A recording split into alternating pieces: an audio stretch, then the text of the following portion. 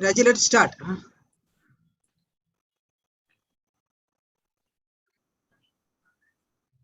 Hello everyone, good evening to one and all. Today on behalf of Science India Forum Fujairah, I, Rajendra Nair, President of SIF Fujairah chapter, warmly welcome the young bright stars who are the promising children of our future. We are welcoming to the most informative and knowledge enhancing webinar to be conducted by a well-known neurosurgeon in UAE. My dear young friends, we all watch television, we hear radio, we have smartphones, but have you wondered how all these function? Also, we ourselves experience laughing, emoting to the situation, reacting to our circumstances. What are the differences between these two? In all the gadgets, we know that there is an important component which we term as microprocessor chip or any other technical jargon that one has ascribed to it. However, what chip does a human being have to function? Yes, my dear friends and my dear little children, we have one of the most complex organ in our body system. And to know more about it, today's webinar shall give you a clear picture.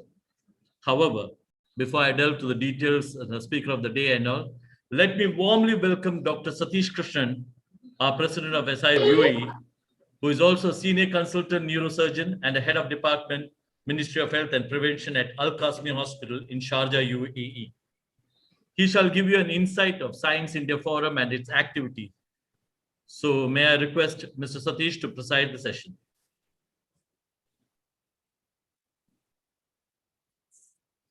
Namaste. Good evening, the future scientists of tomorrow, of the world, and particularly of India. Science India Forum is a voluntary organization working under the aegis of Vigyan Bharati, the largest science organization of India. We, a group of professionals, entrepreneurs, and people who love science, not necessarily scientists themselves, but would like to inculcate the values of science and technology to the upcoming generations. We would like to enlighten the bright young minds as to the very age-old teachings and scientific principles that Bharat had nearly 5,000 years ago. And also try to impress upon them the rich traditions and the rich knowledge that Indian scientists gave to the world in the recent past. India is a young country in continuity with a very old civilization, a civilization that excelled in many scientific principles when the rest of the world were walking without clothes even. We excelled in architecture, dam building, temple building, so many exquisite structures that we built in metallurgy, in mining, in printing, so many things that when you read about it or look around you, you will be amazed that we knew all of this before even the world knew about it. We even had a knowledge that the earth was round much before the world even thought that the earth was round. But we also try to impress upon you that we had rich scientists like J.C. Bose, C.V. Raman, Ramanujam, Satyendranath Bose, and so many other luminaries in the recent past. So we encourage you to take up science and technology as a career so that you contribute to the nation building and to the world at large. I would not take much of your time from the talk that you're eagerly awaiting, something about the brain that Dr. Moni is going to give you. We also had a very rich tradition of ancient tradition of medicine that included surgery. And you would be surprised to know that our surgical textbooks described in detail about treatment as skilled as plastic surgery. So Shishruta is supposed to be the father of plastic surgery. I would extend a warm welcome to all the young minds that have joined today and hope that you take back much needed information about this complex organ, the brain, and at least some of you take up medicine or neurosciences as a subject or a career in future. Enjoy your evening. Good day. Namaskar. Namaste, Satish. Thank you, Dr. Satish, for giving a brief detail on SIF and its activities. Dear students, it's conceivable that during the academic year, you are inundated with lots of studies, extracurricular activities, and a lot of programs that you'll have in the school. Children, I would request you all to participate more in the science-related activity. And this is a forum. Science India Forum is a forum where you all can get yourself enhanced with the science knowledge. It is not only important to have academic knowledge, it is also important to know beyond it. SIF has devised many programs to give a holistic approach for your enhancement. Aligning to this thought, may I request Dr. Subhash, who is doctorate in microbiology and is currently based in Dubai and leads the technical team of microbial control oil and gas in DuPont. He has several research papers, review, and a patent in the field of biological sciences. He shall brief you with the upcoming SIF activities. Over to you, Dr. Subhash. Thank you, Raji. Namaste, good evening, and once again, warm welcome to all of you. Well, I want to take from what Dr. Satishji and Mr. Raj talked about Science India Forum. I don't want to repeat what Science India Forum is all about, but definitely we need to know what kind of programs are devised, as the speaker before me said, to bring you more than what you get from academics. Well, the first program that's going to come up in this academic year is a Shastra Pratibha contest. Now, Shastra Pratibha contest is exactly what Dr. Sadishji was explaining. We study a lot of physics, chemistry, mathematics, but do we really study about the ancient science heritage, our Indian scientists like C.V. Raman, J.C. Bose, and what is happening recently in the field of Indian science or science in India? So what we do is that in this Shastra Pratibha contest, apart from the syllabus of physics, chemistry, and biology and mathematics, you also get a syllabus where you learn a lot of things that you don't learn in your usual academics, which is about the history of Indian science. And that is really knowledgeable from a scientific perspective. I felt it useful because I learned a lot about Indian heritage and Indian scientific heritage by reading, by going through those syllabus. So I encourage everyone to take up this examination or this contest, get acquainted with the rich heritage of India, and then attend for the exam. Now, what happens? So the registration is open on the sifuae.com/SPC. All information will be on your chat. Go there, register. Your first examination is a multiple choice question examination, level 1. If you pass that, you go to the level 2, and 80 students that is around 10 students from each grade is selected to the level 3. In level 3, it's very different. You will have a viva, you have a debate, you have some quiz competition, so more of a one-on-one interaction. And then 16 students, that is 2 from each grade, is selected, and they are termed, or they are called the Shastra Pratibha. And they get an opportunity, not only with the certificates, awards, and so on, but also an opportunity to go back to India if all the circumstances get better, and then visit one of the R&D institutes or major universities to know what is India doing in the field of science. And then when you want to go back to your country, you know what to choose as well. So that's number 1 program, and all the details will be on the chat. Number 2, which is upcoming, which is on July 7th, and I think each one of you should register for that, is a career counseling program. Now, we all are bombarded daily by so many things, so many suggestions, so many advices from the social media, from people about different different professionals, different courses available, robotics, artificial intelligence, so on. Now, how do we select the right career? So, what Science India Forum has done is brought the universities, educational institutions, and very important, experts from the field. So, when you're talking about artificial intelligence, there will be a person who is an expert in this field and is doing his career in that field to talk to you so that you get to know what is the outcome of taking this career. So this career counseling program is over a session of 7 to 8 session, which is through your vacations, which is just a 1.5 hour program every evening on the Tuesdays and Wednesdays. So join that and get informed. It's free of cost. You just have to use a Zoom platform and listen to what teachers, what these people are saying. It's called Crafting a Sustainable Career. All information now on your chat. So please register and encourage all your relatives or whoever is interested. It's open to everyone. So please do that. And the last program that's upcoming before I give it to Dr. Moni is the National Children's Science Congress, a part of Children's Innovation Festival.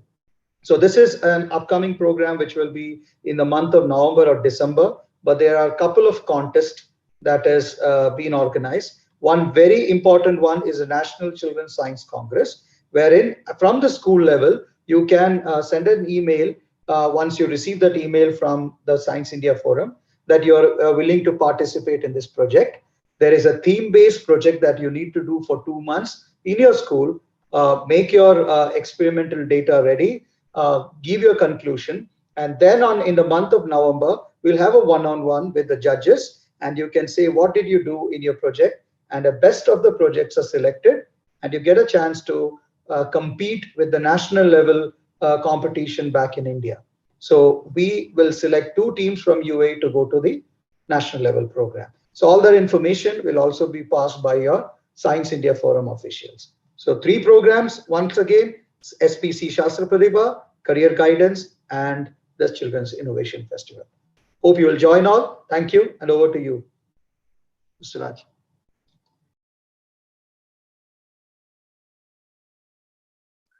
Raji, you are moved. Thank you, Subhashi. Thanks for this. Now the most awaiting moment has arrived. To introduce you all to our speaker of the day, I request Mr. Satish Ji, Fujairah Executive Member, to do the honors. Good evening to you all.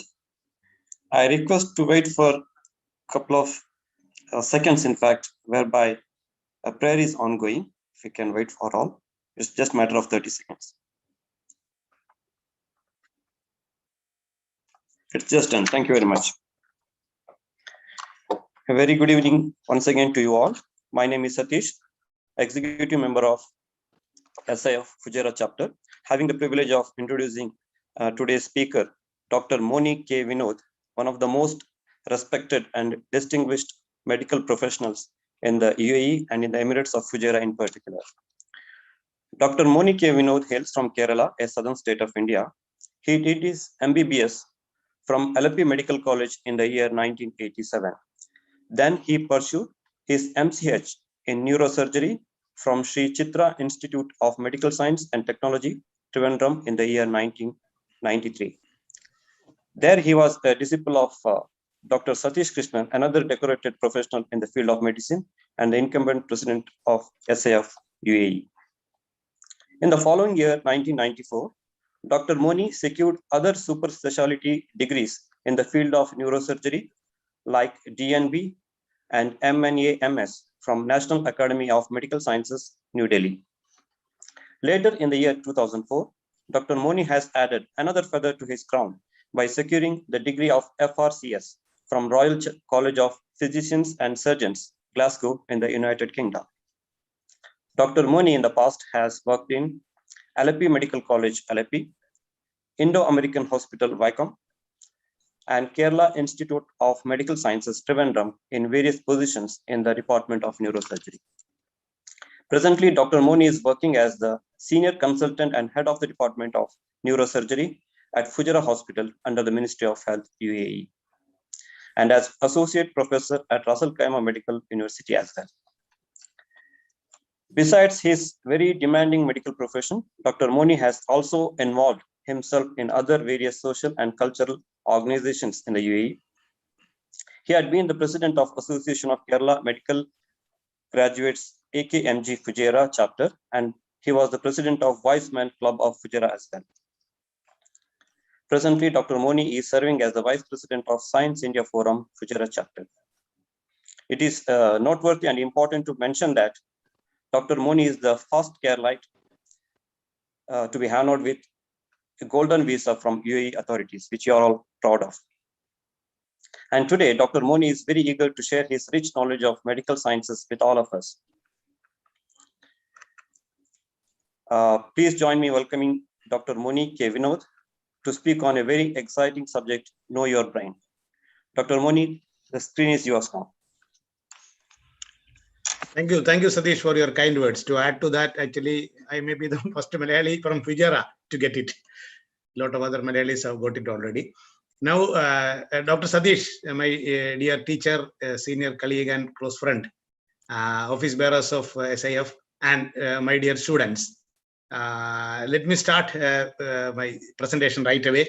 It is very, as Raj told in the beginning, brain is a very complex structure. It is a very complex computer. So it will be very difficult and impossible to talk about brain in half an hour. So what I have done here is that I will be talking to you in my first 5-10 slides. What is the structure or the hardware of brain? When we talk to the new generation people, we'll have to talk in that language. So many times I have heard that people asking me, when you operate the brain, have you ever seen the mind? Actually, the mind and the brain are different. The mind, what the so-called mind we are talking about, can be described as a software, whereas we, myself and Satish and our like people, we deal with the hardware. We go there and see the brain, that's all. But the function of the brain is far more complex than we all think.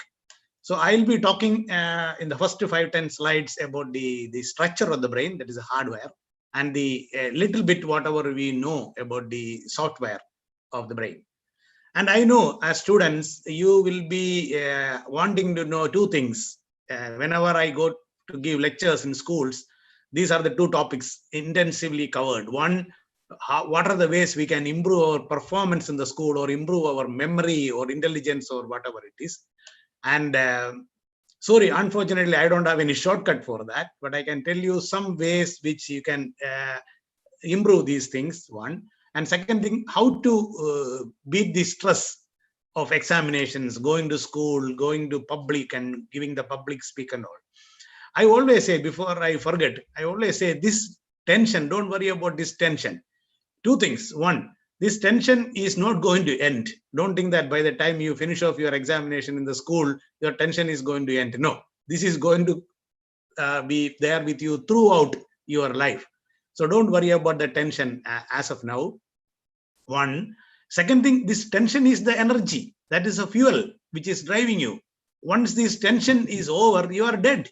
So don't worry about that. So these are the two things I wanted to tell you about your improving your memory and fighting the tension. Don't fight the tension.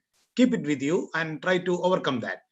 At the end of the day, the person, there are many people exposed to the same situation, same fire, same situation, same tension. The man who is able to tide over the tension will be the winner. So that is required, isn't it? So that is required. So don't worry about that. That I will be mentioning 1 or 2 slides about that as well.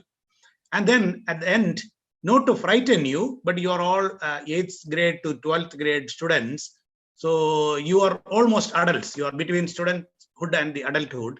So you must know about some common diseases like stroke, or this paralysis happening, but that is what we call a stroke, and then brain tumors, head injury, epilepsy, meningitis. Definitely, I cannot cover all these topics in such a short topic, but then every 2 slides, 3 slides each, the basic things you should know about these things, I will tell you. That is my whole plan. Around half an hour, I will finish my presentation. And after that, a few of you can ask some questions and then we will answer. So I will start my presentation here.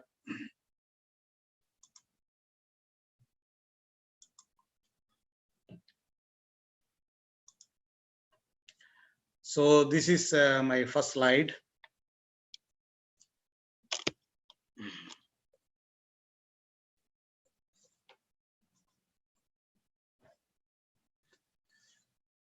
The nervous system can be divided into basically to three things, like central nervous system. This is what I am talking about, the software. The hardware I told you, in the beginning. Central nervous system can be brain and spinal cord, we call as central nervous system. Then we have the peripheral nervous system, the nerves which coming from the brain and the spinal cord going to the periphery. This is the peripheral nervous system. Then there is an autonomic nervous system. It is divided into sympathetic, parasympathetic nervous system. This is the particular part of the nervous system which functions automatically, means without your knowledge and my knowledge. The heart is beating, we are taking breath, we are breathing, all these things are happening. Our blood vessels are contracting and relaxing, blood is flowing from one side to another, some muscle movements are happening without our knowledge. All these things are coming in the category of autonomic nervous system. Now coming to the structure I was talking about, the brain is a well protected organ, one of the most carefully protected organ in our body, starting from the hair, the thick skin of head, what we call a scalp. Then after that we have a built-in helmet, skull. Then inside that we have three coverings for the brain, and then in this, between these two coverings, we have a fluid known as cerebrospinal fluid, just like water, and the brain is protected in that water bag. That is why we are able to move our head, because the brain is lying in that water bag. So all these structures in some degree protect the brain, and the most important protection will be the skull, and the second most important will be the cerebrospinal fluid, otherwise known as CSF. You would have heard that when a meningitis is suspected, doctors poke in a needle in the back and take a fluid. That is the cerebrospinal fluid. So that is bathing the brain. It is lying in the brain. That is why the weight of the brain is around 1.4 to 1.6 kilograms. We are not feeling that 1.4 to 1.6 kilogram weight when you are sitting here comfortably. You take a 1.5 kilogram with a weighing stone and put on your head. It is so heavy, but we are not feeling that. Why? It is because it is lying in the water. You know that when you dip something into the water, the weight of that particular thing will be effectively reduced. So that is the function of this cerebrospinal fluid. That is how this 1.4 to 1.6 kilogram weight we are not feeling. Cells in the brain, previously we used to think it is around 100 billion cells are there in the brain, but now newer studies are telling the number is around 86 billion. But then 86 and 100, definitely the enormous number of brain cells we have. The skull, within the skull we have brain, blood, and this fluid. The color of the brain, off-white, or maybe something like ivory, and the constance of the brain is semi-solid. It is something like a jelly. If it is a real brain, if you keep on the table, it will just sink. Most of the time, what this lady is carrying in her hand is a brain specimen which was put in formaldehyde or preserved brain. Then only it will look solid like this. Otherwise, it is almost like a semi-solid structure. And then we have parts of brain. You can see this is the front and this is the back of brain. So here we have the frontal lobe, which is constituting a significant part of the brain. And then we have the parietal lobe here. We have occipital lobe there, temporal lobe here. Then we have cerebellum here, and inside in the depth, like the what you call the stalk of a cauliflower, you have a structure which is known as the brain stem. This is basically the simple anatomy of brain. You can see there are small depressions here, and they are known as sulci. One is known as sulcus and plural it is sulci. and large fissures there. This in effect, this increase the surface area of brain. If the sulci and the gyre, the prominent parts are known as gyrus, the prominent part is known as gyrus, and the depressed part is known as the sulcus. And if these were not there, our brain would have been 3 times the size of this. It would have been very ugly. We would have been walking with a huge head. So to increase the surface area, brain has got these convolutions, which are known as sulci and gyre. Now, these are the structures which we see from outside, frontal lobe. And these major structures are known as cerebrum, and this is cerebellum, and this is brainstem. And after that, the brainstem, or the lowermost part of the brainstem, which is known as the medulla, will continue as the spinal cord. Another classification you must be hearing in your science classes: forebrain, midbrain, and hindbrain. Front of the brain is the forebrain. Then we have the midbrain, and then we have the hindbrain. We are all in the standing position, but in all these anatomical descriptions started in studies were done in animals. So, animals' brain will be, so that you can imagine, this would have been front, this would have been midway, and this would have been hindway. But once you start when we started standing, the name is slightly confusing. Coming to lobes of brain and their function, this is an old concept, but anyway, it stands to most of the things. It is still standing. Frontal lobe, or the front part of the brain, we call it the organ of civilization. You know that many things actually evolved. Human beings are supposed to be the most intelligent of animals. Definitely, other animals also have their own plus points. For example, the capacity to smell for a human being is far inferior to that of a dog, isn't it? So that way, the ant can lift up around 4 to 5 times the size of his body, but human beings cannot do. So don't think that animals are inferior in any way.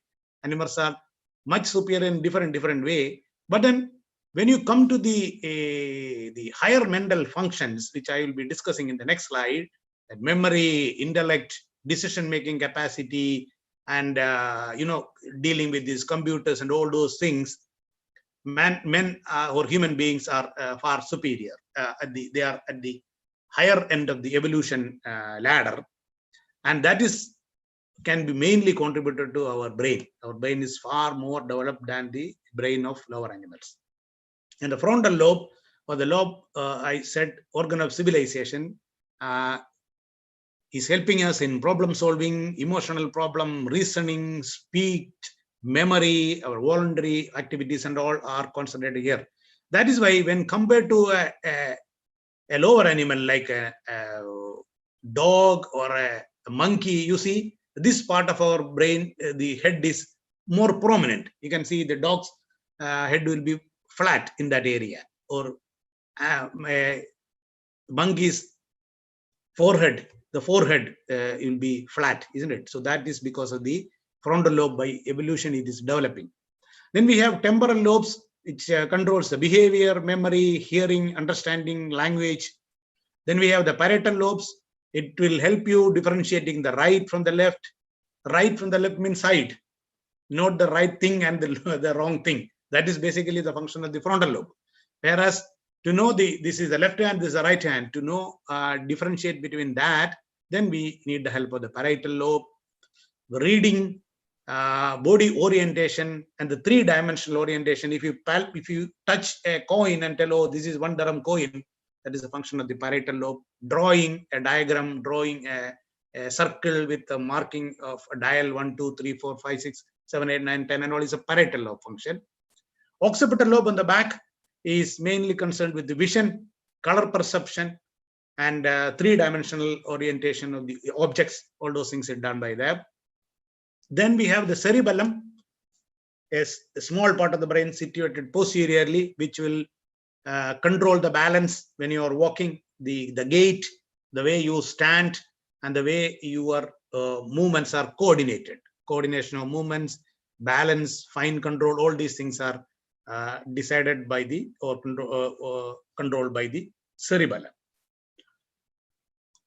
I may be too superficial, but then in such a talk, I will not be able to tell in more in depth in this area. But for people who are interested, students, especially +1, +2 students, you should go back to your book and read all those things. Now, coming to the organized civilization I was talking about, that is a frontal lobe. It controls the intellect, scholastic performance, intelligence, the performance in the school, memory, identifying persons, naming them, then identifying objects, social behavior. So here, one example I will tell you. What is social behavior? See, as very small children, we never used to go to the toilet. Very 1-year-old child, he will pass urine wherever he is standing. He can pass motion there. He will be unnecessarily laughing, unnecessarily crying. All these things are slowly changing or improving, evolving by the time we grow up, isn't it? So these are all things which we call a social behavior. The best example you can see, you would have seen in movies and sometimes in real life also, a drunken man standing by the side of the road. He will not be wearing proper clothes. He will not have any respect towards the social norms. Civic sense will not be there. He will be abusing a policeman. He will be abusing anybody coming there.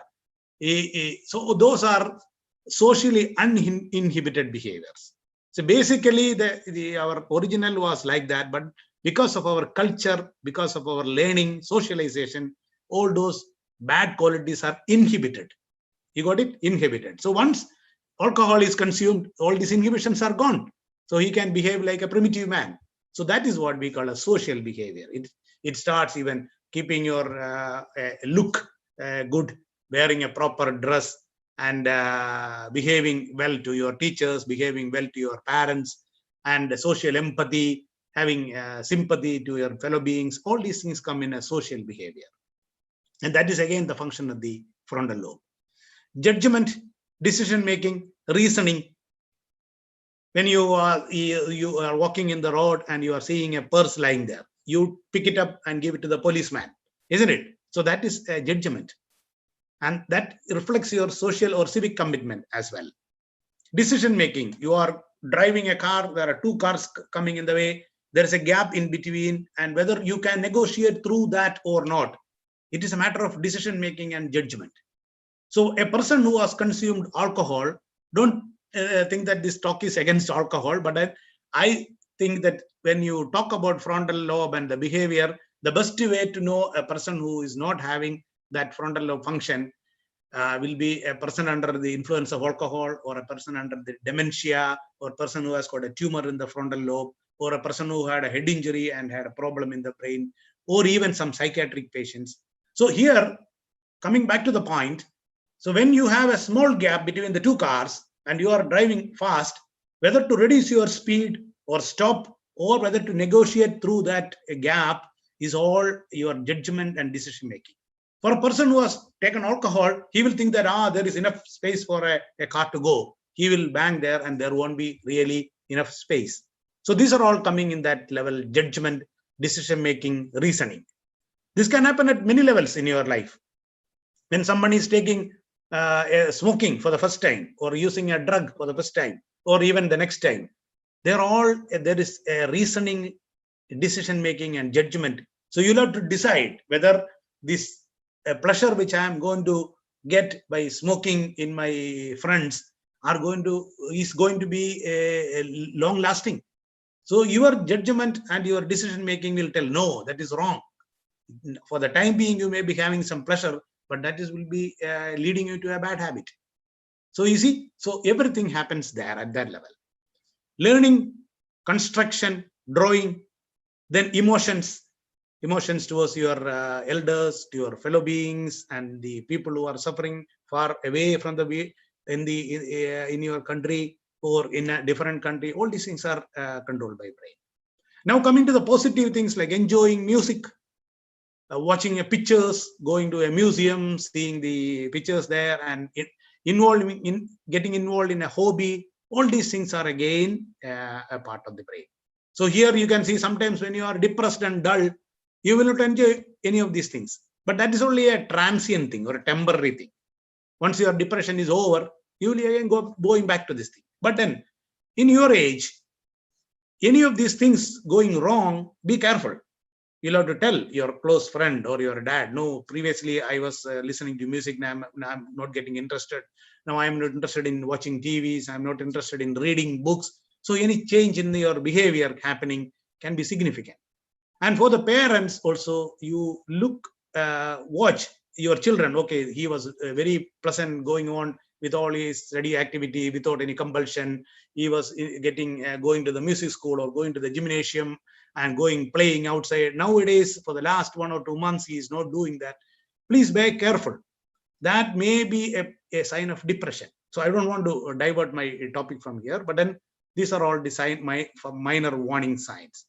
Then keeping relationships, friendship, values in the relationship, all these things are done by our brain or the magic organ, as Raj was telling in the beginning. So all those things you should know. This is just to kid you. So you see, we started from there, evolution, and finally in front of the computer we got stuck, and now we are with the iPad and the phones. Now most of the time we spend our phone, so it is again we are going back to the monkey life. Now coming to students, since it is a topic of students and brain. First question you want to ask me, doctor, how can we improve our memory? Actually, there is no shortcut. We know as people, doctors working in this field for a long time, memory wise, you are all born with equal capacity for memory. Then it is your skill how to develop it or how to spoil it. So usually, basically, memory, the descriptions of memory is encoding. We are feeding whatever things we are seeing, whatever things we are reading, whatever things we are listening. So because of different senses of our body will encode things in our brain. Then we store that, and then finally, when it is required, we'll have to retrieve it. For example, if you are during your studies, you will have to read, or you'll have to see, you'll have to listen to your teacher, and you'll have to store all those things which you read or heard or you did experiments. Everything should be there in the brain. And during the time of your examination or during the time of whenever it is required, you'll have to retrieve it. So all these three things should happen in a proper way. Memory can be a sensory memory, it can be a short-term memory or a long-term memory. And as I told you in the beginning, there is no shortcut for boosting memory. The most important thing in memory is prioritization. Many times when I was giving lectures, especially back in Kerala, the mothers, the middle-aged or the 35 plus ladies, they say, doctor, I cannot remember anything these days. Where I kept the son's book, where I kept the husband's checkbook, or where I kept my wallet, my mobile phone, I don't remember. See, the issue is there is a priority. The brain may be having a limited capacity of memory only. We are not super humans. So when you block that memory part with your unnecessary things which are supposed to be remembering. So I used to ask them, how many TV serials you watch? How many TV serials you watch in the evening? So she may be watching around 4 or 5 TV serials. There are many characters in that. There are many events there. There are many possibilities, many future probabilities. So all these things she is loading in her brain. So naturally she will not listen. She will not remember what really things are required. One example: one mother expecting her child to come back from the school, and she expecting the child to come. She has put a pan of milk in the stove. The stove is on, and she is watching. Where is the son coming? And to her surprise, son is not coming. Then the brain starts working. Oh, what happened to my son? Whether he is stuck in the school, whether he fell down unconscious there, or he is going out and playing, or he would have slept off in the bus or in the school. So once these different ideas or the what you call the thinking process starts in her brain, she will forget about the water there. Sorry, the milk there, and the milk start boiling and spilling. You got it? But then she is not getting the smell of the boiled, overboiled milk. She is not hearing the sound of that. At this moment, the boy appears there in the road, and she sees the boy there. Now all the unnecessary thinking of the brain is gone. The first thing she is going to remember is, oh, the milk is boiling. She will go there. So that is how the memory works. So once you bombard your brain with the names of your superstar movies and the movie characters and the storylines or the songs which is now running in the market, and when you tax your brain with unnecessary things, naturally things which are really required cannot be kept there, cannot be encoded, cannot be stored, and cannot be retrieved. So as simple as it is. So avoid distractions. So concentrate on whatever is really required. Doesn't mean that you should not know the general knowledge, you should not read newspaper, TV, everything you should do. But things which are not required for you, you must be deleting immediately. Deleting, that is the word, Now coming to the tension. Students are always worried about tension of examinations, especially the Viva examination. That is the what you call the most important, most dreaded issue of all students. Then some students are reluctant for public speaking. Let me tell you, there public speaking or making presentations like this are not important in the past. In the past, or maybe around 5 to 10% of the students only used to go to make presentations and go to give lectures and all. Rest of the people could manage even without making presentations. If they are working in a bank or in a government setup or any other work, engineer, they never used to make any presentations like that. Doctors also, people, they were doctors who make presentations. There were doctors who never used to go for any presentation, sitting and seeing their patients comfortably, successful doctors. But mind you, this is a new generation. Here, if you are not able to stand in front of the crowd and talk, and if you are not able to make a presentation by yourself, there is a large possibility that you will get neglected.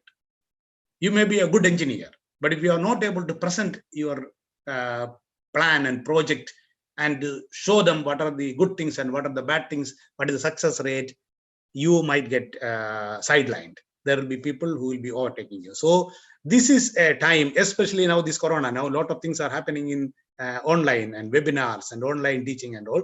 So everybody should have some skill in public speaking, and that inhibition should go.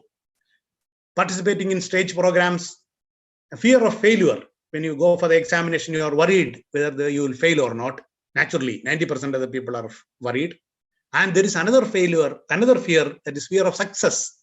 Some people actually, when you get a promotion to a higher level, suddenly they get raised to their level of incompetence. Suddenly they are afraid. Oh, I was a very good neurosurgeon, but as a head of the department, how can I manage? So that is what is called a fear of success. So all these things should be taken care of. That you only can do. As I told you in the beginning, tension is a fuel. If there is no tension, there is no fun. You imagine about a life, there is no pain. You will not know whether the patient is having heart attack. You will not know whether the patient is going to have a fracture. Or you will not know a pregnant lady is going to deliver. So pain is an indicator, isn't it? So same thing, tension, without tension, life will be boring. Life will be really boring, that you will realize later. So you will have to convert the fuel into your, as use it as an energy for your journey. Okay, and every day, don't think that, okay, now I will study, then I will get a job, then I will make a lot of money. After that, I will relax. No, it is not going to happen. Happiness is a day-to-day event. It is a journey. So every time when you are having a tension, same time you'll have to relax. Don't think that after the examination, I will relax. No, this is not going to end. This is going to continue throughout your life. So learn how to beat it by knowing the fact. The first thing is that you don't have to worry, because nothing you can do by worrying. Past is gone, future is coming, you don't know. So at present, you enjoy. So that way you reduce your tension, and you can practice yoga. You can start listening to music. You can read. When you are studying continuously, take a break. When you are feeling sleepy, go and sleep. If you sit there and still again continue to study, you cannot study anything. And don't try to study everything on the previous day of the examination. Whatever you study on the previous day of examination will not come for the examination. That is Murphy's principle. So don't struggle. Whatever you have studied, go there comfortably, face the examination. time it. See the number of questions, divide that by time. Look at the watch, write everything. You know, you write whatever you know and limit to the time. If you know one question, you know very well, and you cover 1 hour for that and the rest of 1 hour for other thing, you are not going to get an extra mark, isn't it? So the time management is very, very important. Priorities are very important. So I think I will talk to you about these things on a later day. Now, as a doctor, let me tell a few things about some common diseases connected with the brain. One is head injury. Then we heard about stroke, brain tumors, dementia, epilepsy, meningitis. These are the topics I'm going to talk about. But as I was discussing with my senior colleague, Dr. Satish, in the beginning, please don't think that tomorrow when you are having a headache, Dr. Moni told headache is because of brain tumor, I have a brain tumor. No way. Don't think that way. That way, life is not going to move. Okay? Medicine is not going to be practiced that way. This is only for your awareness. One of your friends or relatives or somebody in the book, textbook which you are reading is having a problem, you can know, oh, these are the features of head injury. Okay, now head injury or injury to the brain and the skull, that is what we call head injury. As neurosurgeons, if there is a wound in the head, we don't call it in the outside the head, in the scalp or the skin, we don't call it a head injury. Head injury for us is traumatic brain injury which has happened because of a trauma. And head injury can be fracture of the skull or injury to the brain or any bleeding inside the brain, swelling in simple terms.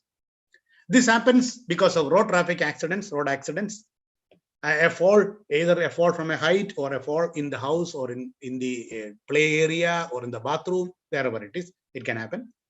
Accident at work site, again, some fall or something falling onto the head of a person. Sports injuries, heavy, high energy sports and running and cricket, football can all produce head injury. Physical assault, somebody banging on with some object hitting on, falling onto the head, ceiling falling onto the head, or fan falling onto the head, or something you are searching for in the top of the cupboard falling onto your head, all can produce a head injury. Then major issues like wars, explosion, collapse of buildings and all those things. See, my points here is one, many of the head injuries can be significantly prevented. So you see, look at the road traffic accident. What is happening in the road traffic accident? Many young people suffer death, or some people, that is what we call mortality. Mortality means death. And some people are left with significant residual incapacitation or neurological deficits, we call. Some people cannot speak, their memory is gone, one hand or one leg and the hand are paralyzed. All these things are what we call morbidity. Morbidity means a diseased state. So that also can happen because of a head injury. And these head injuries happen with young people. In the category 15 to 45 year age group, maximum people die in that age group because of a head injury, not because of heart disease or cancer or anything. Overall, patients die because of heart disease and stroke and cancer, but in the young age group, many people die because of road accident. As young children, you can do a lot of things in this stage. What? Motivating others how to prevent accidents. So you'll have to drive carefully. You'll have to control the speed. Don't know drunken driving. Use helmet while riding on a bike. Use seat belt. Somebody has put the mic on. Please mute your mic. So prevention is very, very important in head injuries. Observing proper traffic rules, speed control, wearing helmet, seat belt, no driving after consuming alcohol, and no overspeeding. All these things, if you follow, at least 75% of the head injuries can be avoided. So this should happen at your level, school level. And one of my friends is a neurosurgeon in Kochi, Dr. Harun Pillai. He used to insist that this should be a part of the curriculum. Children should learn it from the very beginning. When a father is going out on a bike without a helmet, the son should tell, Dad, You take your helmet and go, otherwise you will sustain head injury. We have seen, if you go back to our country, many times you can see people carrying their helmet in their hand and driving a bike. They don't put it on the head. Or the wife sitting behind will be carrying the helmet for the husband. These are all wrong. They are only afraid of police. When the police comes, they will put it. We are not wearing it for the police, isn't it? So that way, many things can be avoided. Same thing in the work site. They should wear their protective gears. They should wear helmets, and all other protection should be taken care of in the work site. Sports, while cycling, you should wear your helmet. While playing cricket, again, you should wear your helmet. So that way, protection should be taken care of. And old people, when old people are there in your house, there is a tendency that they can fall down. So the floor should be dry. When they are going to the toilet, be careful. Tell them not to close it from inside, because they fall down, nobody will know. And make arrangements for them, side rails to hold and protective things at home. Okay, when they are going out, you'll be very careful to follow what is happening to them. I think I will rush now. I'm already taking more time. So when to suspect a head injury? Okay, one child has fallen down at home, or somebody has had a met with an accident. If you see any of these things, a loss of consciousness, immediately after the fall, there is a loss of consciousness, or any convulsion, or any vomiting, or any increasing headache, a weakness of any limbs, or bleeding from the nose or ear, don't take it lightly. Any of these things are there immediately after a fall or an accident, always take them to the hospital, let the doctor decide what to do. Okay, don't take it lightly. This is a CT scan. This is one basic investigation done for a head injury. You can see our radiographer standing there, patient lying there. You can do. Nowadays, new generation CT scan, you can finish off a CT scan in less than a minute. This is how the CT scan pictures come from below upwards. This is below, then going up there. This is the normal fluid system in the brain and the different parts of the brain. Then these are some injuries which we see in a CT scan. You can see this white thing is a blood clot in the inside the skull, outside the brain. This is brain, this is skull. So in between this area, this is what we call subdural hematoma. This is extradural hematoma. This is a fracture. You can see the fracture. You can see a fracture there. This is a three-dimensional CT scan, and you can see a fracture there. So this is how you see something in the CT scan. Now, treatment of the head injury, sometimes need only an observation. That is why when somebody going to a hospital with a head injury, doctors say the patient needs to be admitted. So suddenly you think, hey, why this patient is getting admitted? No treatment, no operation, why admission? So if it is back in Kerala, they say, oh, because the hospital wants to make money. No, it is for observation. Observation means we want to see how the thing progress.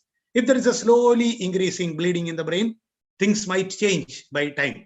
At that time, we'll have to repeat a CT scan, we'll have to do an operation, we'll have to change the line of management. That is why we say patient needs to be observed. So next time, when one of your relatives telling that they had an accident and they went to the hospital, patient is all right, but getting observed means you should know it is for a reason. For everything, there is a reason. Coming to intensive care unit, not all head injury patients need to go to intensive care unit. Intensive care unit is the ICU. ICU means there you'll have a more intense monitoring, more doctors, more nurses, so that if anything happens, immediately they can intervene. They can initiate treatment. So that is why we call it intensive care unit. The patients who are a little drowsy, not conscious, there are some findings in the CT scan like a bleeding or anything, we put them into the intensive care unit. Again, back to square one. Don't think that, oh, intensive care unit, ventilator to make money. No, these are all done for a purpose. It is the intensive care unit, we can deal with them more efficiently. But at the same time, a patient and the relative should not insist, no, I want to go to the ICU. No, there is a reason for going to that ICU. Some patient can be comfortably managed in the ward. So it is not their decision. It is the decision of the doctor whether the patient should go to the intensive care unit or not. Okay, because otherwise we will be wasting resources there. Medicines to reduce the pressure in the brain and reduce the swelling in the brain we can give. Sometimes the patient is not breathing all right, we can give breathing support or mechanical ventilation we call. Surgery in some cases of a large blood clot, we can do an operation and we can remove it. Then after surgery and after recovery also, don't think that head injury management stops there. Patients will require physiotherapy, rehabilitation, memory improvement techniques and speech therapy and occupational therapy and all those things. Sometimes they will have to continue medicines. Now, using helmet, we always say either a helmet or you will meet the helmet. So the choice is yours. Always encourage people to use helmet whenever they are traveling by bike. Coming to brain tumors, Raj, please remind me if you are finished this thing. Yeah, but if looking at my thing, I think around 10-15 more minutes I will go. And before that, if you want to stop, please let me know. No, it's quite interesting. You can carry on. Okay. Then. Now coming to brain tumors, mind you, today evening after the talk, next day tomorrow when you get a headache, don't think that you are having a brain tumor. It is extremely rare disease. It is extremely rare. Whereas simple headaches, sinusitis, vascular headache, or migraine are far more common than a brain tumor. And intensity of headache also, don't worry. Somebody will be having severe intense headache, will be a simple migraine. Whereas a patient with a brain tumor will be having only a mild headache. He may not even have a headache. So don't think that way. Don't think translate these things to your life. Okay, fine. Now coming to brain tumors, the word brain tumor, when we hear, first thing we say, oh, cancer, gone. No, those days are gone. Only around 65% of brain tumors are cancer tumors, 60 to 65%. Around 45% of brain tumors are benign tumors. Benign tumors means you remove it, finished, that's all. Some you don't even require surgery. So don't think that all brain tumors are cancer. It is only 65% of them are cancer. It can occur at any age, but most frequently brain tumors are seen above 30 years of age. There are some childhood tumors. There are tumors happening in juveniles, but they are all extremely rare. It can be a primary tumor or a tumor occurring in the brain itself primarily. We call gliomas, ependymomas, meningioma. There are different names. I don't want to scare you by telling all those names. Then there can be secondary tumors. Secondary brain tumors means that the cancer has happened somewhere else, breast, lungs, or any other part of the body. And then when it spreads, it can come to the brain. That is what we call a secondary brain tumor. That is also very common. So if a person around 60, 65 years having a headache, which he never had in his life before, you'll have to suspect this as well. Or a lady who had a cancer in the past, treated cancer, breast removed, or chemotherapy, radiotherapy going on, suddenly coming with a headache or fits or something like that, you'll have to think about secondary brain tumor. And it is a bad tumor. And usually the presentations will be severe headache, progressive headache.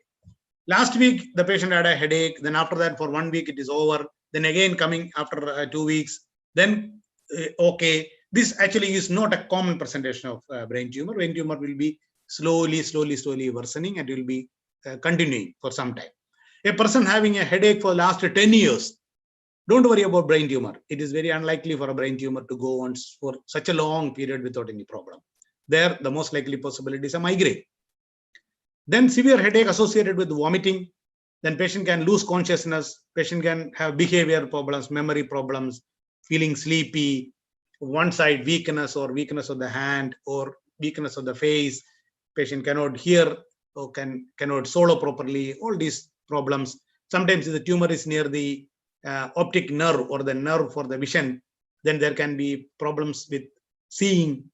So these are the signs or symptoms of headache. When the doctor is checking him, he can find out all these things. Then we do a CT scan. CT scan after injecting, CT scan can be done straight away. That is what we call a plain CT scan.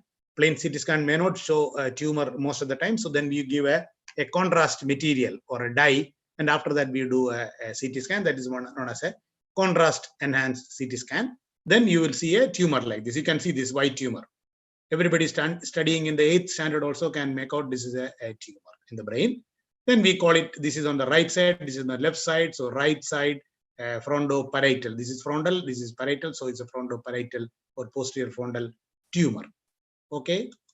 Then there's a newer or more accurate investigation known as MRI scan, magnetic resonance image. CT scan is computed tomogram. So magnetic resonance image is an MRI scan This will give us more precise pictures, but the problem, this will take longer time. It is more costly and it is not available everywhere. So the primary investigation, usually we do a CT scan, but if it is the patient can afford, or if you have an MRI scan, definitely this is a far superior investigation, so that you don't have to do many studies. You straight away you do a MRI scan. MRI scan also, you can do a plain MRI scan for lumbar disc and the disc in the neck and disc in the back and all. We only do a plain scan. Whereas if you want to know a tumor, then it is always better to do a contrast MRI. And this is how you see a tumor in the MRI. You see, it is such a beautiful picture. So you will get a better, you can know the nature of the tumor, whether it is cancer or not cancer, better in an MRI. Second thing, as a neurosurgeon, when we plan a surgery, how depth is it? How behind is this? All these things we can plan looking at the MRI.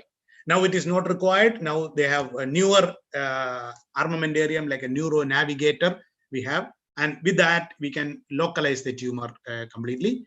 And mind you, now most of the tumors can be removed. Many of the parts of the brain, which we thought in the past are not operable, now we can go there because of the operating microscope, neuro navigation. There are many gadgets like that.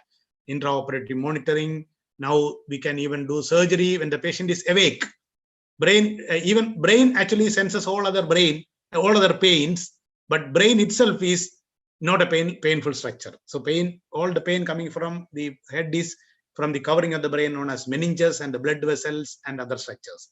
Brain per se cannot perceive pain. So you can operate on a brain when the patient is awake. So these are the three treatment modalities for a brain tumor: surgery, where you can remove the tumor completely, or if it is not possible, you can take a biopsy, or you can debulk the tumor. If it is a very malignant tumor attached to a very important structure of the brain, by removing that, the patient will become invalid. Patient will become handicapped. We don't want that to happen. So we debulk the tumor and send them for radiotherapy, chemotherapy. These are the other treatments, adjuvant therapies. Chemotherapy and radiotherapy are the more common treatment. Newer, definitely new things are there, but I don't want to confuse you by telling all those things. So this is how you do a brain surgery. You open the skin, then you open this is the skull, then you open the skull also. Then whatever you want to do, remove the blood clot or remove the tumor, whatever it is, then you can put it back, put the skull back, fix it, put the skin back, and then close it, and you are back to normal. And then this is radiotherapy, where you give radiation to the tumor there. There is a new treatment known as gamma knife, where you can do precise radiation, highly focused radiation to the deep brain structures without damaging the other structures. Since it is coming from different areas, then the hair fall and all will be less. And that is gamma knife. And once you do gamma knife, then you don't have to subject the patient for a major surgery, isn't it? Then chemotherapy. Chemotherapy are medicines which will selectively attack cancer tumors, which you can give intravenously. That is chemotherapy. Sometimes you can put a cancer anti-malignant, anti-cancer thing in the site, which is known as brachytherapy. During surgery, you can do that as well. This is a neurosurgery operation theater. You can see the operation lights and the C-arm where we do intraoperative X-rays, and then the monitors, the instruments kept there, anesthetist, nurses, and all the X-rays are viewed there on the computer or the view boxes there. All the things are there. So people who are interested to become neurosurgeon, you can see that. This is a diagram where to show how the skull is opened and the brain is opened there. This is the operating microscope, which we are talking about, myself and Dr. Satish. We are lucky people, because during our training period, this operating microscope came into use. Operating microscope can throw light into the depths of the brain. You can see the things magnified, so the damage done to the brain is minimum. We respect our senior neurosurgeons before our generation who are operating even without a microscope. It would have been a tough time. Coming to stroke, otherwise known as cerebrovascular accidents. Video off on. Video off on. Alex, please mute your mic. Mute your mic, yeah. Thank you. Now that we are into the generation of this webinar, everybody should know that the etiquette in the meeting is be careful to switch off the mic and switch off the video whenever is required. Otherwise, it can be embarrassing moments. Now, coming to CVA or stroke. CVA means cerebrovascular accident. Cerebrum means brain. Vascular means something related to the blood vessel. Accident because it is happening just like that. A bolt from the blue. A stroke happens. Yes, a patient is absolutely all right till 10 minutes back. Suddenly he is falling unconscious, or suddenly he is developing a weakness. That is why we call it an accident. Cerebrovascular accident or stroke. Stroke, it is a hit. So it is happening just like a hit. It is a major disease affecting the brain, which associated mortality and morbidity. As I told you, at least you learned 2 medical terms today. Mortality means death and morbidity means diseased condition. So sometimes patients die after a stroke, and sometimes they are left with the significant neurological problems like inability to speak, inability to move the limbs, all those things. That is why morbidity. Now, stroke doesn't happen to everyone. There are risk factors. Risk factors means when you have these particular diseases, there is a more likelihood of leading to a stroke. Around 10 to 15% of people can have a stroke even without any risk factor. Whereas 80 to 85% of people will be having one of these risk factors. What are the risk factors? Diabetes mellitus, hypertension or high blood pressure, dyslipidemia or cholesterol disease, smoking, obesity, heart diseases. So any of these diseases can increase the chance of that particular person having a stroke. Again, mind you, diabetes, hypertension, dyslipidemia, smoking, and obesity. All these things can have an increased chance of a person getting a stroke. It is very extremely rare to have a stroke below the age of 30, but then rarely it can happen as well. We call it a young stroke. There can be some other reasons for that. Whereas it is a disease of the 30s to 55 age group people. Stroke is more common in that age group. When to suspect a stroke? Severe headache, vomiting, a change in the level of consciousness or sensorium, weakness of face or weakness of any limbs, speech problems, impaired coordination of movements, and convulsions or fits. If any of these things happening, don't worry about whether it's a daytime or a nighttime or whatever it is. Don't try to call Dr. Moni or Dr. Satish. We cannot do anything at home. You immediately take the patient to the hospital. So any of these things, once in a while I get a call from some fellow countryman. Doctor, I am not able to move my hand. I say, you go to the emergency. When did you start it?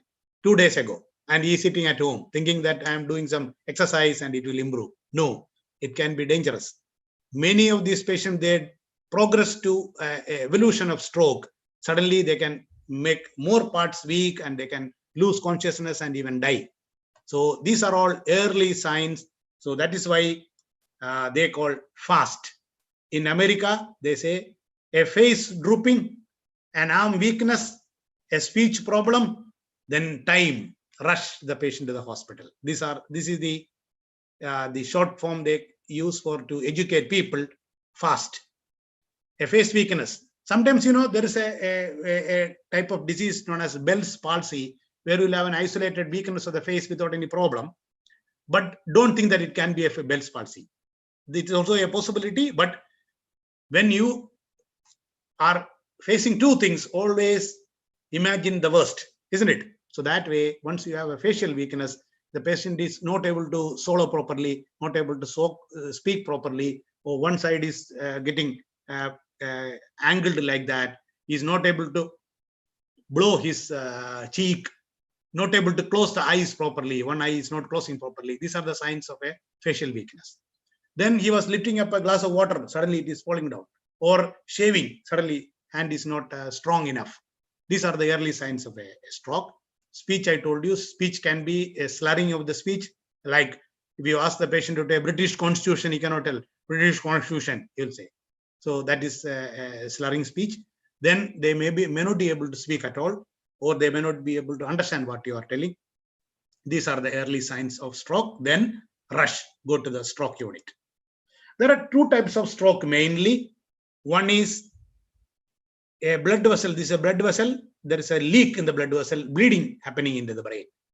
That is what we call hemorrhagic stroke. Hemorrhage means bleeding. So if there is a small tear in a blood vessel and it is bleeding into the brain, it's known as a hemorrhage stroke. Whereas the other side, you have a small clot there, which is blocking the blood vessel. So there is no blood flowing beyond that. That is known as an ischemic stroke. Ischemia means blood not flowing properly. So it can be an ischemic stroke or it can be a hemorrhage stroke. By and large, the ischemic stroke are more common. Around 80 to 82% of strokes are ischemic stroke. The rest of the stroke only come as hemorrhage stroke. But anyway, when somebody is telling, oh, there is a clot in the brain. We Malayalis, we always say there is a clot in the brain. Clot can be both. Clot can be this bleeding brain the bleeding also can be accumulated. There is a big clot, or there can be a small clot in the vessel also. So that is, medically we differentiate it as ischemic stroke and hemorrhage stroke.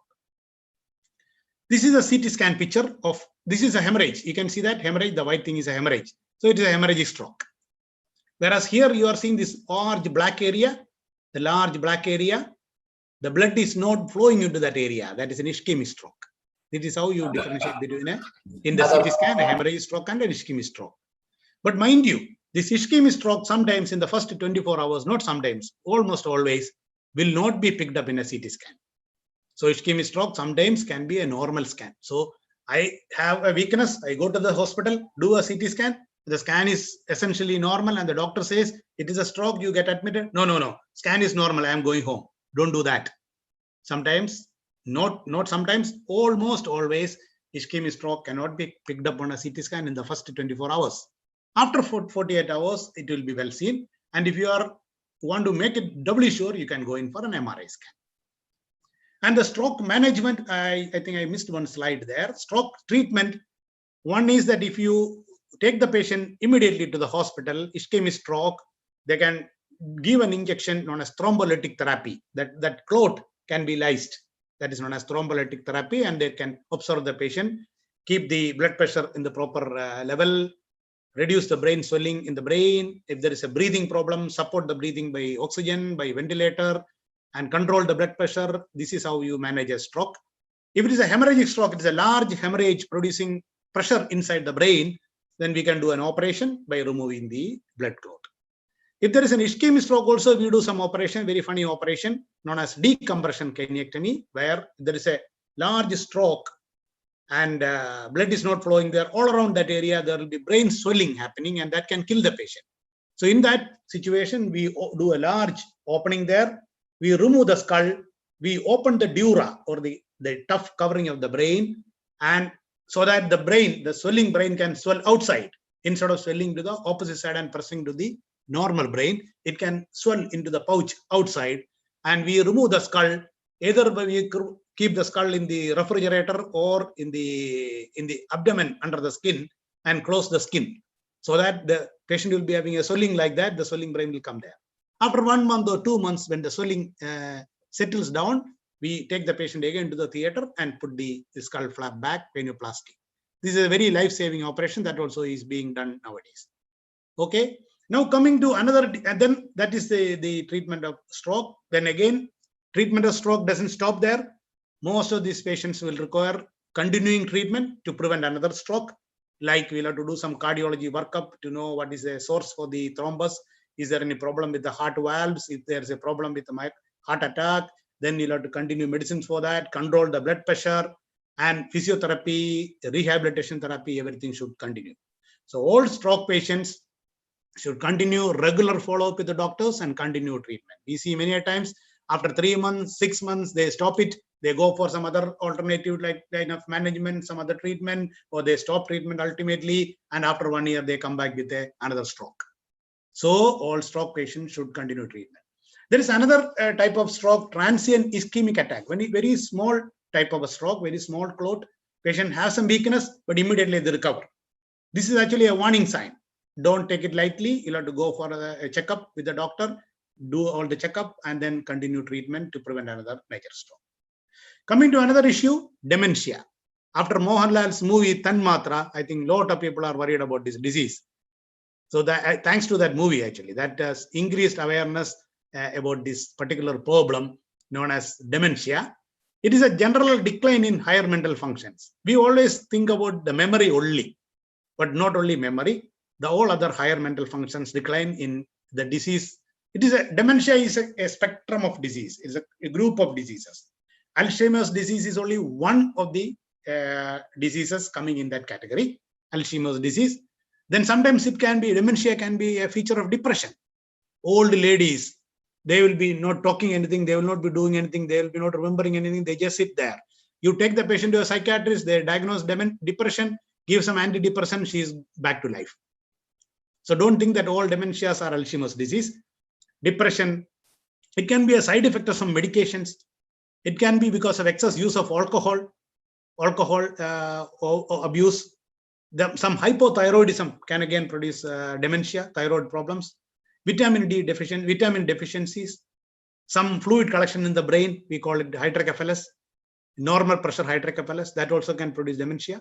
So when a patient is having a dementia, we'll have to think about all these things. Of course, 62% or the large bulk is Alzheimer's disease. Then we have vascular dementia because of the blood flow reduced to the brain. That is the blood vessel, the normal blood vessel is very elastic and pliable, soft structure, but by aging and the fat deposit because of the cholesterol problem, diabetes, hypertension and all, there will be fat deposit in the blood vessel, and blood vessel will become thick, non-elastic structures, and then the caliber of the vessel will narrow. So this can reduce the blood flow to the brain, and that can produce vascular dementia. Then mixed dementia, frontotemporal dementia, Parkinson's dementia, other dementias, they're all medical terminologies. I don't want you to confuse. What are the early signs of dementia? Persistent and progressing problems with these things. Mind you, once or twice happening, don't worry. I forgot my key yesterday and went down to the lobby, came back and picked my car key and went. Doesn't mean that I'm having dementia. But this problem is persisting and recurring. It is should be taken seriously. Short-term memory loss, keeping track of a purse or a wallet, very common. Forgetting the purse. Paying the bills, electricity bill, water bill, etisalat bill, I'm repeatedly forgetting. Again, think about dementia. Planning and preparing meals, everything. The lady who are having he was supposed to prepare the meal, forgotten. Around 1 o'clock, the family has come and where is the lunch? No lunch. Suddenly, this can happen. Remembering appointments. Okay, I have an appointment with the dentist after 1 week, then I forget. The dentist is calling, Dr. Moni, where are you? You're not coming. Once happening, it is okay, but it is happening frequently, means it is a feature of dementia. Traveling out of the neighborhood. Our close area, sometimes they might not forget, but then going out, coming back to the house, they get lost. So these are the early signs of dementia, but it should be persistent, it should be progressive. Sometimes I also might forget. I went out to the hospital. For what? I came to the hospital in the evening. It can happen once in a while when you are stressed out, when you are having some other busy engagements. It can happen sometime. Or you are going to the hospital, by mistake you go to the fish market. It can happen once in a while. Don't worry about that. But then if it is happening repeatedly or persistently, then you'll have to think about dementia. Sir, Treatment of dementia, investigations rule out the treatable dementias, lifestyle modifications, diet modifications, lot of vegetables, lot of fruits, lot of water, stop all the bad food, so-called bad food, fast food, colas, alcohol, then this red meat, lot of oil, salt, sugar, all those things should be cut off. Modifications in the house, if the person is already having a dementia, we'll have to be very careful to be on the safe side for the patient, so that he will not just walk out in the night without your knowledge, or he will not fall down somewhere. So there have to be arrangements for that.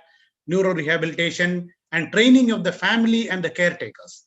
Many times, teaching a patient will be very, very difficult. Once the Alzheimer's disease or dementia has already set in, then who should be taught? The person who is taking care of the patient. I think almost 1 hour, I think. Epilepsy, another social taboo, convulsions, fits, seizures, we call it epilepsy. It is actually happening because of an abnormal electrical activity in the brain. Sometimes it can be idiopathic or without any reason. That is the most common type of epilepsy. Then sometimes it can happen with infections like meningitis, encephalitis, head injury, tumors, stroke, everything. Excuse me, sir. Sir, I have doubts. No, I think we will ask the doubts, keep the doubts at the end. Otherwise, we will not be able to finish the talk. As the session get over, you all can come in with your question, with the queries. Yeah. Okay. Now, coming to treatment of epilepsy, you'll have to do investigations. You'll have to do a CT scan. You'll have to do an MRI or EEG, CT scan and MRI to see is there any congenital problems, or is there any tumor or a bleed or a stroke or whatever it is. And then we'll have to do an EEG or electroencephalogram. It is an electrical tracing of a brain. You can see here, this is how it is being done. And then we decide on treatment. Many of the people, one attack of epilepsy and all, we can leave it, we can observe them. But if it is repeatedly happening, then you'll have to have different types of medications are available. Start with the one with the full dose, then slowly we see. The drugs should not be missed. And if they are missing the drug again, then again you'll have to start from the scratch. Many of the epilepsies are treatable now. 3 years you take medications, and after that you can stop it. And in some rare cases, you can even do surgery in epilepsy. Meningitis, I think this is the last topic we are going to discuss. Meningitis, you always hear, meningitis is the infection of the coverings of the brain. We have 3 coverings of the brain, dura, arachnoid, and pia. If there is an infection happening in that those coverings of the brain, we call it meningitis.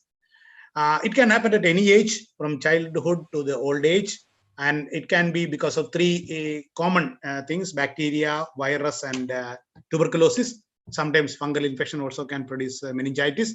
Bacterial meningitis, viral meningitis, tuberculous meningitis, and fungal meningitis. Patients present with the fever, headache, neck pain, vomiting, and change in the conscious level, and later they develop weakness or loss of vision or any other problems.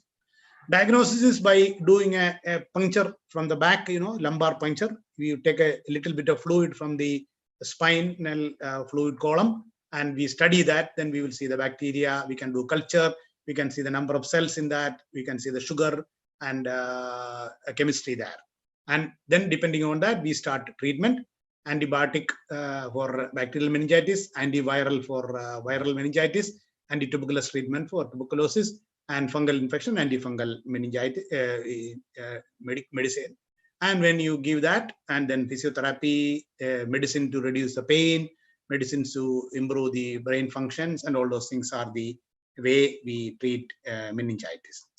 I think I have done a run through the diseases connected with the brain. Again, students, my dear friends, kids, don't get worried about all these diseases. These diseases are not going to catch you. This is for your knowledge. This is for your awareness. And I have kept my email there. If you have any questions, you can send a mail to me. And half of the population of Fujairah know my number. You can call me also. And anytime, most welcome. Thank you, my dear organizers of Science India Forum. And my dear students, I am also one active office bearer of Science India Forum. I am the Vice President, Dr. Gopal Krishna Iyer, my close friend, introduced me to this organization. And then after joining only, I realized that my senior colleague, Dr. Satish, also is a president. Shiraja, welcome. I am seeing you there. So thank you. Thank you for your patient listening. And now, if the time permits, we can have some questions. Any queries here, all kindly post the queries to Doctor. He'll be more than happy to answer you. Excuse me, sir, I have a doubt. Yes, Smith. Sir, about the memory loss part, I have heard somewhere that even if a person had a memory loss, he has abilities of recalling his talents, like his ability of a skill, like if he's good at swimming, good at driving, like that. If he is able to recall those abilities of what he had done like before, even if he has a memory loss. So your question is is that possible? Yes. It is possible. It is possible. It is possible because as I told you, brain is a very, very complex structure. It has many, many functions. So sometimes when you suffer a problem with the head injury or stroke or a tumor, some functions might go, but other functions may be remaining. So it doesn't matter. It can happen. It doesn't mean that a person who has got a brain disease will be all in coma. No, there are many changes. Sometimes it will be only a personality change. A person who was very reserved, quiet, shy person, after a head injury, he will become a very enterprising and very talkative person. So there can be personality changes. There can be memory will be gone, but he can swim, he can have music. So I think that is your question, but I don't think that one faculty going, the other faculty will improve. No, that is not possible. Brain cells don't grow back. That is one problem with the brain cells. Unlike other cells, brain cells don't grow back. But once a bulk of brain tissue is gone, there is a function known as cerebral plasticity. The nearby brain cells will take over the function of the other brain. That is why people recover. After a complete paralyzed patient, they recover because of this quality. And some cells which are not completely dead can come back. We call it viable cells. That also is another reason for people coming back to normal life.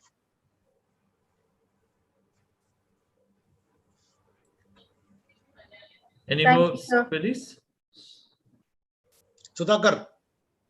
There's a question in the chat. There's a question in the chat. One person has Good evening, pointed out, doctor. sir. First of all, thank you very much for a nice session on the brain. I have one question, but maybe it is funny. It might look funny, but I want to clear the air. So there is one small exercise for a brain, just tapping our head in the middle. How effective is that? Is it real or not? You are right. It is funny. Okay, that's that clear. is the answer. You got the answer. Thank you. Now, these kind of things you will see, especially with the social media around. You will see many things like that. If you touch this part, this part of the brain will get stimulated. But we don't have scientific evidence for any of these things. Scientific evidence. We all know that yoga will reduce your tension. Definitely, no doubt about it, isn't it? So that way you go with your logic, your common sense, your educational status, and all. Immediately once you see something, you will know which is good and which is bad, which is right and which is wrong. Naturally, this is not going to happen. Even recently, there was a worry that when the temperature of the forehead was being taken in the supermarkets because of the COVID situation, suddenly one message came, it will stimulate your pineal gland. It is impossible. It won't happen. So you should know this won't even go to your skin level. Even the epidermis level, it cannot pierce. In that way, then it would have been very easy. You can take this thing and stimulate everybody's pineal gland. You can make the good guys bad guys, and you can make the bad guys good guys. It is not possible. So as you said, anyway, good that you asked the question. It's very good so that this particular discussion broke up. These kind of things don't work that way. Sir, one question. The growth of brain. The children, the growth of brain should be up to 4 years, or it will be up to their life. What should be the brain? It's like other cells. Brain cells are like other cells. Size-wise, yes. Size-wise, you see the size of the head of the child, a size of head of an adult. So that is the growth, and usually it happens somewhere around teenage, around 12 years or so. The skull attains the size of an adult skull. So after that, the brain volume doesn't increase, but doesn't mean that the learning capacity doesn't increase. Learning capacity will increase even any age. The learning will increase, and as Sudhakar said, the skills will increase. A 25-year-old boy will be a very good at computer, but a 45-year-old surgeon is much better in surgery than him, isn't it? So that way, skills are different, and these skills, they keep on growing. The cells won't grow. Cells are the same.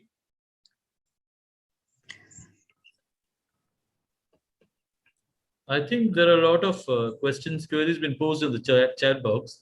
I'm not able to see the chat here, but if you can, I'll just read out the question. I think some of the questions are quite interesting. Are there conclusive early tests for dementia? Pardon? Are there conclusive early tests for dementia? Yeah. Definitely. If they are going to a neurologist, they have their own mini mental status assessment, memory assessment, judgment, decision making, everything they will go through. And many of the blood tests, many investigations like MRI, EEG, everything they do. And finally, they can come to a conclusion. Diagnosis is almost sure. And the other one- Basically, we want to rule out treatable dementias. So it is almost like an exclusion diagnosis. Treatable dementias means, I told you, hypothyroidism, vascular dementias, hydrocephalus, normal pressure hydrocephalus. Lot of these kind of diseases can completely revert the problem. So once these things are excluded, then they go in the line of dementia. Extensive studies are going on in the dementia field, especially Alzheimer's disease. So there are a lot of developments happening in that line. Then one more, is epilepsy linked to schizophrenia? Epilepsy and schizophrenia, no. Schizophrenia is madness for other people who don't know the word. Schizophrenia is complete madness or the psychiatric illness. Schizophrenia and epilepsy don't have any relation. Epileptic need not be schizophrenic, schizophrenic need not be epileptic. That is how we say in medicine. Once in a while, they may be associated, but doesn't have anything in common. Oh. Sir, I have a question. Yeah, Satish, 1 second. Before I come to your question, Satish has added there that tests need to be repeatedly done at every stage before concluding that it is a true dementia. It is exactly valid point. Sometimes we have seen people we branded as dementia, later on turning out to be some easily treatable problem. When myself and Satish, when we were working in Fujairah Medical Center, at least many patients with the frontal lobe tumors used to come to us who were treated as psychiatric patients for years together. We even given electroconvulsive therapy for a year. Nobody bothered to do a CT scan. And when they do a CT scan, they see a completely treatable tumor sitting there. We remove the tumor, he is back to normal life. Madam, please, miss. Sir, actually, this is regarding, it happened to a real person. He had this kind of depression, and he was given this SSRI drugs, and he was returning back to normal, and the dosage was reduced. But what is later SSRI? I did not get SSRI, it.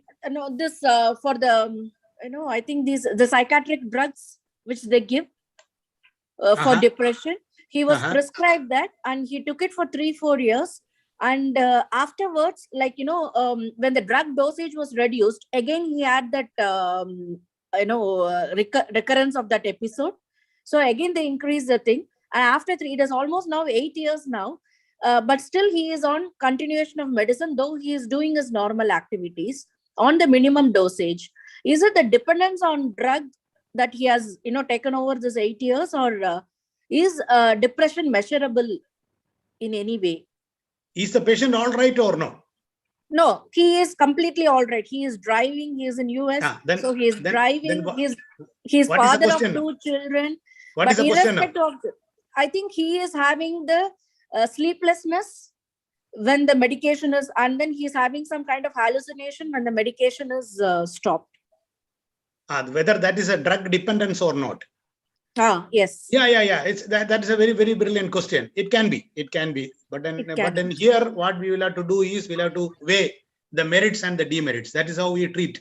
Many times patients come and say that I have a tension, I have taken the medicine and my tension is gone, but now I have a new tension. What are the complications of this medicine? Okay. In that case, it is of no use taking, isn't it? So better where you are having a tension. When you are having medicine, your tension is gone. But now you have a tension of the complication about the medicine. Then better you stop the medicine and have the original tension. So this is what it is always merits and demerits and merits you'll have to see. And this kind of complication, madam, you said rightly, these are all side effects of side effects. Can be side effects of medicine, not all. Not are. I am telling it can be. It can be. So then it is the decision of the person. Either those complications, there are medicines for that, or try to change the medicines and see. That is it. Okay. There are no medicines without side effects and complications. Every medicine has got a side effect and complication. We will have to accept that fact. Okay. But then at the same time, we will have to see what are the merits and the demerits. natural history. If you don't take a medicine, what will happen? If you take a medicine, what will happen? What are the side effects? You see, put this on the balance and decide. Okay. Okay. Thank you. I think if we carry on, there are a lot of questions and pouring in. Dr. Moni has given us Gmail ID, and we are quite running short of time. I'm really sorry, we won't be able to take much of your question. However, Dr. Moni has given you the email ID and his number. He will be more than happy to answer your queries. So I think we have to, shall we proceed for the concluding remarks? So anyway, Doctor, wow, it was indeed a very informative session. I'm sure my young friends shall be concurrent with my statement if I state that it was indeed a knowledge enhancing program. Doctor, the way you presented the session with the nuances of satirical examples made the session more entertaining than an educational one. And that's hats up to you, Doctor. In fact, on a personal note, my young little daughter, she's in grade 5. She was glued to your Dr. Moni's your speech, and she was awestruck. Now the problem is, after the session, she might bombard with me with a lot of questions. I think I have to call you on the phone. So that's the thing. So that's it. Now, may I request Brijesh ji to give away the vote of thanks? And once again, Dr. Moni, and on behalf of Science India Forum for Fujairah as a president, thank you very much. Brijesh ji, over to you. Most welcome, most welcome. You're always welcome. Anytime you can call me. So thank you, Raji. A very good morning. Brijesh is sitting in the space.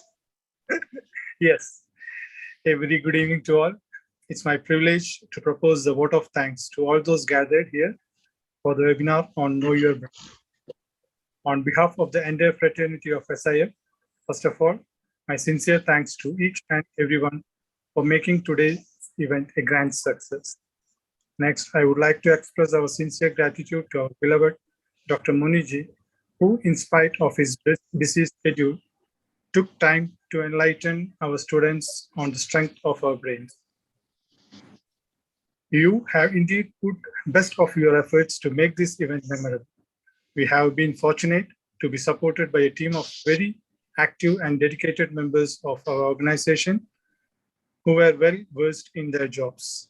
A special mention to Dr. Satish ji, our SIF UAE President, Dr. Subhash ji, our SIF UAE General Secretary, and Abga ji, our SIF UAE Coordinator, for being the catalyst that inspired us to do our best and stand as a pillar of power. Thanks to all the speakers for adorning the occasion and sharing the opinions today. Last but not the least, our sincere gratitude goes to all our parents, students, and well-wishers for your support and participation. I once again thank you all for making this program a grand success.